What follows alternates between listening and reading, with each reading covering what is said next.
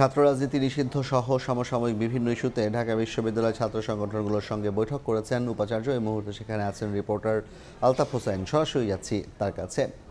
আলতাফ,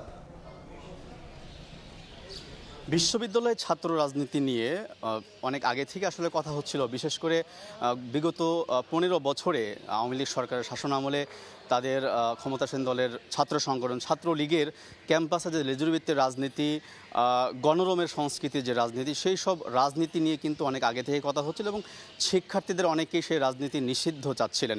তো এরই মধ্যে সরকারের পতন, আওয়ামী লীগ সরকারের পতনের পর আমরা এই বিষয়গুলো নিয়ে আমরা দেখেছি যে রাজনীতিতে, বিশেষ করে ছাত্র রাজনীতিতে এক ধরনের উন্মুক্ত পরিবেশ সৃষ্টি হয়েছে ক্যাম্পাসগুলোতে।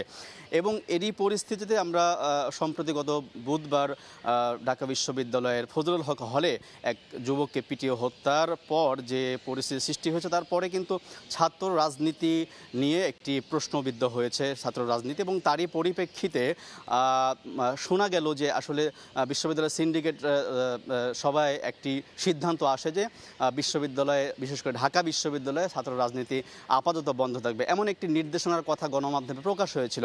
এবং এই নিয়েই কিন্তু আসলে আলোচনা চলছে। তার পরিপ্রেক্ষিতে যেহেতু আগামীকাল বিশ্ববিদ্যালয় ক্যাম্পাস খোলা হচ্ছে এবং এ অবস্থায় বিশ্ববিদ্যালয়ে যারা ছাত্র রাজনীতির সঙ্গে জড়িত ছাত্র সংগঠনগুলো যারা নেতারা আছেন তাদের সঙ্গে বৈঠক হয়েছে। আজকে দ্বিতীয় দফায় বৈঠক দুই দফায় বৈঠক হয়েছে। প্রথম দফায় সকালে এবং বিকেলে দ্বিতীয় দফা বৈঠক চলে। এবং সেই বৈঠকে মূলত ছাত্র সংগঠনের প্রতিনিধিরা তারা বলেছেন যে আসলে ছাত্র রাজনীতি নিষিদ্ধ নয়, বরং এটি সংস্কার করতে হবে এবং বিশ্ববিদ্যালয়ে লেজুর ভিত্তিক যে রাজনীতি সেটা বন্ধ করার কথা বলা হয়েছে।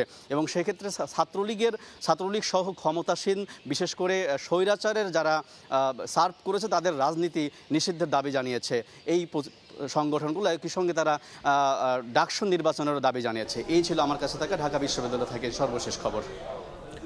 সরাসরি যুক্ত ছিলাম ঢাকা বিশ্ববিদ্যালয় প্রাঙ্গণ থেকে।